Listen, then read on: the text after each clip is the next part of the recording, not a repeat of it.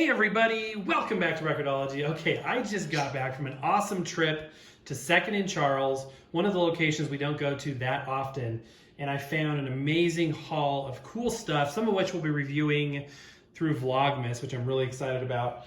But I also stopped by the free bin on the way out the door and found some treasures. So I wanted to share the free bin haul today with you, kind of tell you what I got, why I got it, and also, when I intake records now, I go through the whole spin clean process, clean up the record, and just kind of process everything, make sure everything's disinfected and whatnot. I want to share that process with you.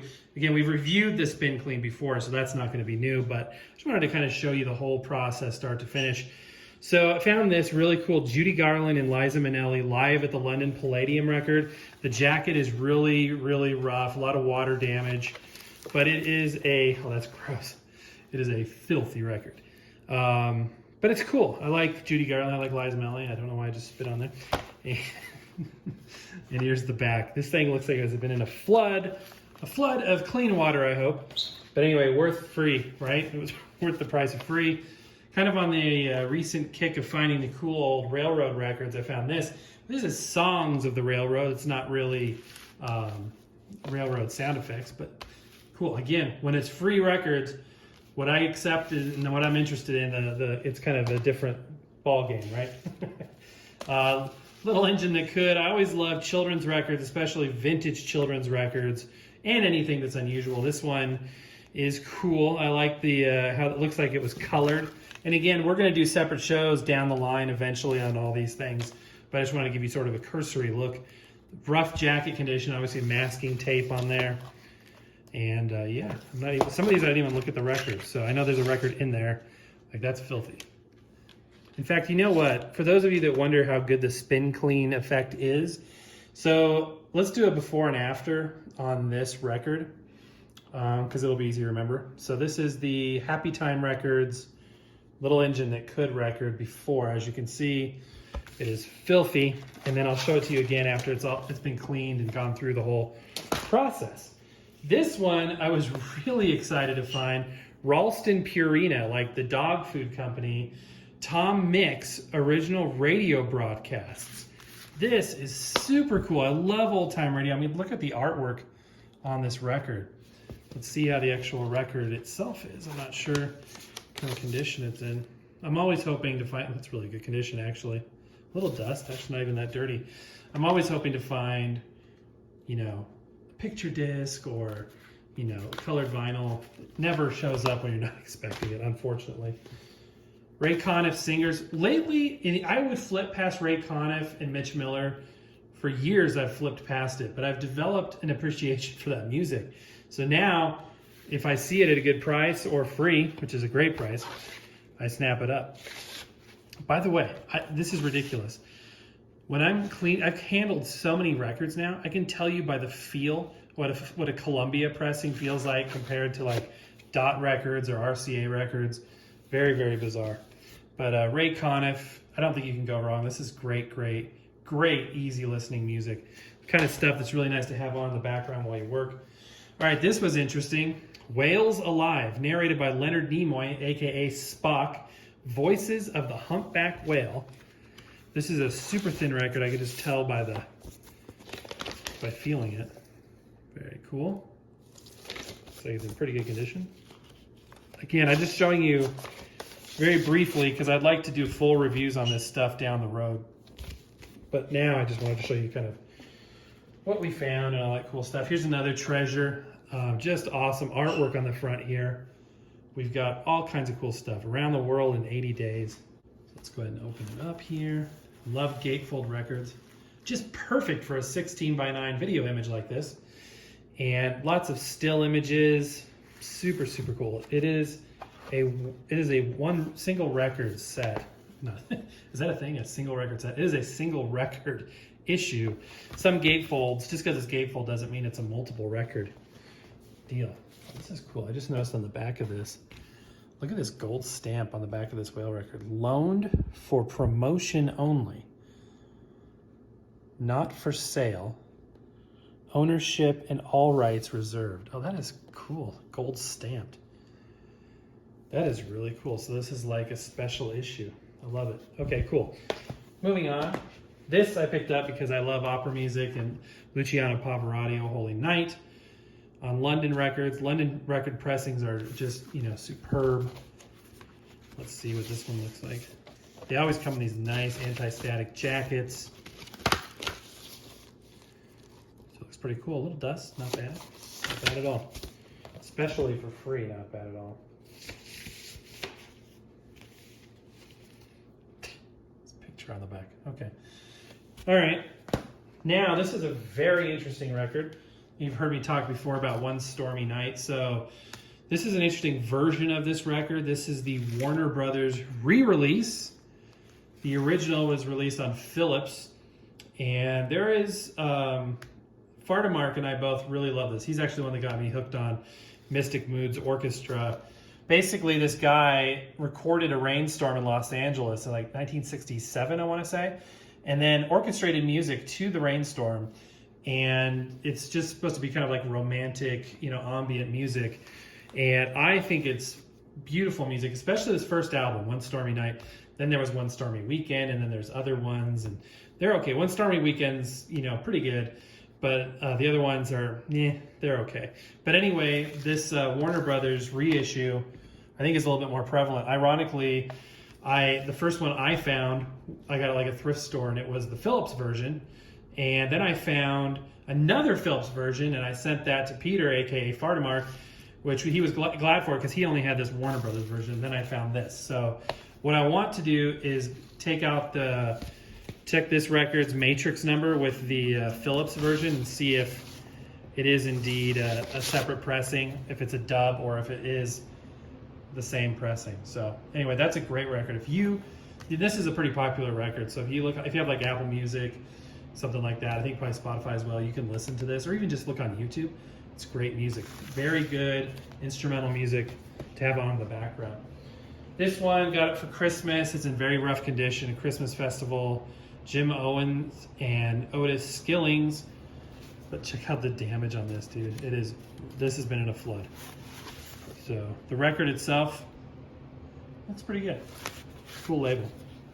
But yeah, this has had a rough time. So we'll see about that. And then finally, this is weird. Henry Mancini, again, you can't really go wrong with Henry Mancini. Mr. Lucky Goes Latin. Living Stereo, RCA Victor. To me, RCA Victor, more so than Columbia, is really the gold standard for records. I just feel like the pressings are the best. They have great artists. Not that there's not great artists on other labels. Just look at that, RCA Victor. When you see that, you're dealing with good stuff. Look at that. You can still see that rainbow sheen at the top there. It's reflecting the Christmas tree lights. So maybe it's not a rainbow sheen. Maybe it's just reflecting Christmas lights. But there is polish on that.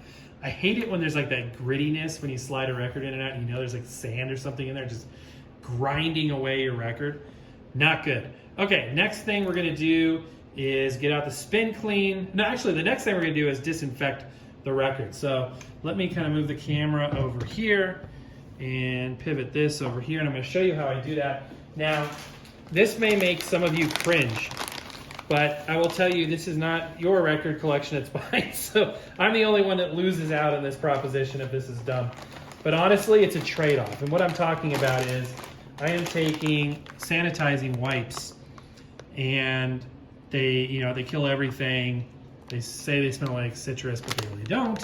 They don't have bleach, but they disinfect. In this day and age, guys, to me, it's worth it. I'm just going to wipe down the record, even though it's, putting moisture on a paper product. To me, it's still worth it. So you wouldn't believe the nasty grime that comes off of the outside of that. And then I'm going to wipe this down between each record. And, I'm not going to go crazy. I'm not going to be obsessive about it, but I want to make sure that we get anything. I want to clean them inside and out. So, although I don't know if I'll keep this. I hate it when it's so warped like this. That one, maybe toss it away. So I know you guys are like, oh my gosh, what are you doing, you fool? I forgot to wipe it down. Anyway, let me go through the rest of these, and then we'll take a look at the spin clean next. For those of you that may doubt what I was just doing, this is what I got off of these records, guys. Or on the outsides of the covers. This isn't even the records. We haven't even started that yet. Now, I will admit, the worst of this came off of the inside of that Liza Minnelli gatefold, but still, those things are filthy. So you don't want, you know, decades and decades of garbage, you know, coming into your home. I say wipe it off. And I haven't really had any damage from any of the records in so doing. I mean, there's no water damage. You know, these aren't, you know, try not to keep these very moist while I'm doing that. So, but anyway, keep that in mind. Okay, setting that aside to throw away. We are about ready to start washing here. Again, we've done a full review of the Mark II record washer from Spin Clean. If you want to see that and get the link to where you can purchase it, check out that video. Just look up Spin Clean on my channel and you'll find it. Or just, you know, do a YouTube search for Spin Clean Record-ology. So we've got cold filtered water in there. We're going to put in 2 brushes, 1 on each side here. And again, I'm not going to go through and show you every, you know, record as we clean it. I'm just going to kind of, you'll cut in and out a couple of times through the whole process because this is inevitably an hour, hour and a half every single time. Got a towel laid out. Works for a good place to dry. I'm going to put 1 cap full of the cleaner in and pour that right over the brushes or my fingers, a little bit extra. Okay. I'm always one to go a little over. Sometimes more is better. These are 12-inch records, so we'll put the rollers in a 12-inch slot. This won't damage anything. Your labels will be fine. So basically what I do is take the record out. As you can see, it's filthy.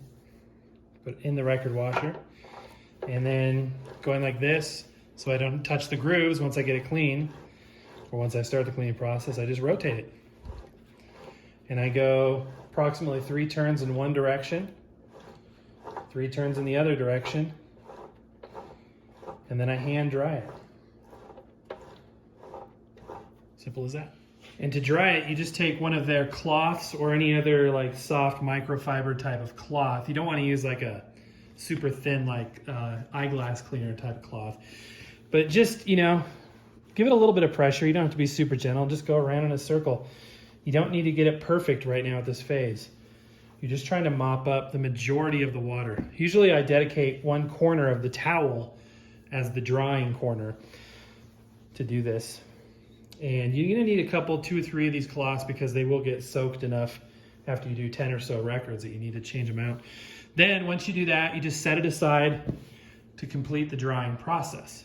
And then you move on to the next record. So when you're doing this, I almost always throw away the old sleeve. Unless it's a historical one with art, then I keep that, although I don't put the record in it anymore.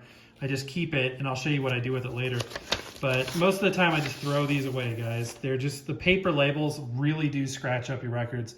That is true. So just throw it in the trash and we'll replace it with a better one later. Okay guys, as you can tell, the Happy Time record is now clean. Still got some scratches on there. They're gonna be there. They're not going away just by cleaning it. But check out these records, how clean they are. I mean, these were all filthy. And I've got a lot more to go, but I wanted to show you kind of our progress so far. I do give them a once over. They tend to sometimes still have a little bit of static after wiping them in a circular motion to get the water off. But look at that modulation. Look how clean those look. And so anyway, when that happens and they pick up some fuzzies just from the static, what I'll do is I'll go through with a once over on a brush before I put them in the bag. But yeah, super clean. Unfortunately, I've got quite a few more to go. Okay, so now we need to bag the records. So again, a once over very lightly just to get any surface stuff off. And then I'll take a new Hudson Hi-Fi anti-static bag and just gently scoot the record on in. And now it's in a proper protective sleeve. But that's only part of the story. We need to take the actual sleeve and protect it as well. And for that, I will take a Hudson Hi-Fi outer sleeve. And here's how I do this, by the way. So I don't put the record in this anymore because if this is warped or whatever, I don't want that to warp the record. So I place the record on the back, then I flip it around. Hard to do with the camera. And I put the opening to the right because the record opening inside the record sleeve itself is up on top. This way you can easily, pull the record out and at the same time keep the album itself in good condition. So that's the process that I'm going to do on all of these records. And once I get done, I want to show you how filthy the water gets. This, my friends, is a clean record. Look at that. Look at that modulation. Just beautiful. Always amazes me what that spin clean can do. If you remember, I was telling you how if you have a special insert like this and you want to keep it, or a special sleeve, here's what you do. Just stick it on the back of the record before you sandwich the record that's in the sleeve on there, and you're good to go. And then just place the whole thing in there. And now you've preserved the record in a good modern sleeve, and you still get to keep the cool artwork or historic sleeve that originally came with the record. So I didn't really intend for this video to be about the record washer, but let's look inside and see what we got. As you can see, it's nasty. It's foggy. Some kind of cloudy garbage down there. Looking on this side, same thing. So yeah, I mean, this is kind of an essential product. From what I've been told, the record washer has always sort of sold itself.